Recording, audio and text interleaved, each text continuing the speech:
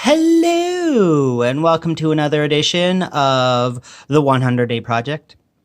Because books are awesome, and bedtime stories are awesomer. That's right, I said it, awesomer. I am going to read Vernon and the Snake. I got this book in Whitehorse when I went on my epic man-venture trip. I got invited to do an art show by none other than Eleanor Rosenberg, the creative genius behind the illustrations. And yeah, I love this book. It's super awesome. So without further ado, this is Vernon and the Snake by Crystal J. Stranagham. Artwork by Eleanor Rosenberg.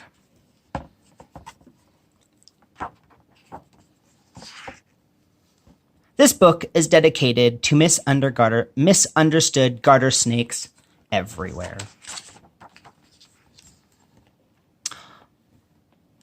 One bright sunny day, Snake was having a sleep in a nice shady spot with his snacking complete, when it fell from the sky with a crash and a plop, a round moonlight thing.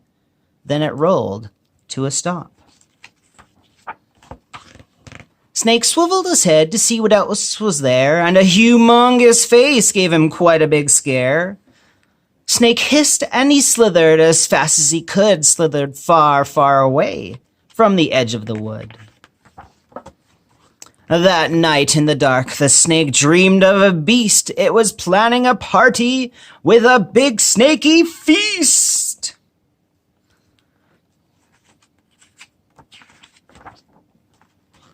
So he gathered his friends.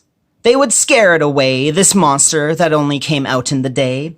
And all around the backyard, Snake slithered and slid. When the monster appeared, they all quickly hid. But the monster they found looked much smaller today.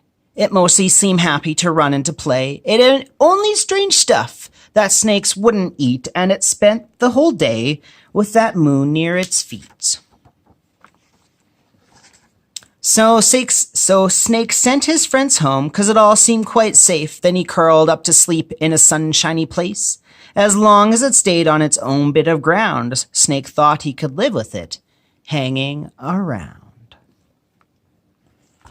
Whoop. Vernon and the Snake.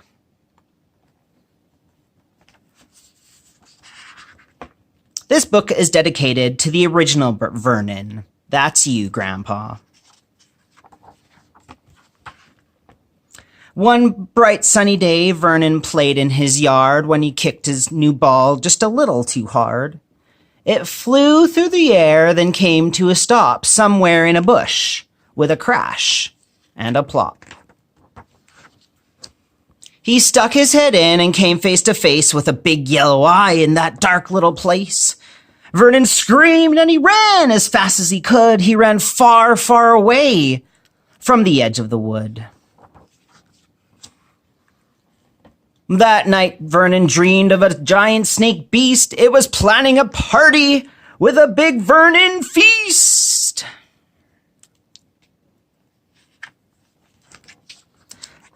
So the next day, he searched all around for the snake. Armed with a shovel and a big metal rake, he'd hunt that snake down. He'd scare it away, so his yard again would be a safe place to play. But the snake, when he found it, seemed much smaller today. It didn't look so scary, asleep in the shade. It sometimes would move to catch a big bug, which it ate, and he watched it eat worms and a slug.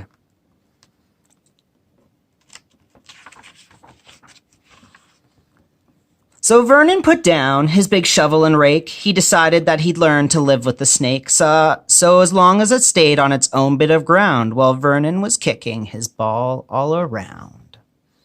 The end. So there we go. That is Vernon and the Snake. I like this book just because it's cute, has a positive message about getting along with others. So anyways, have a great night. Remember, be kind to one another, and I hope you have sweet dreams, but not the kind with a big snaky feast. All right, we'll see you tomorrow for another edition of the 100 Day Project. That's all for now. Bye-bye.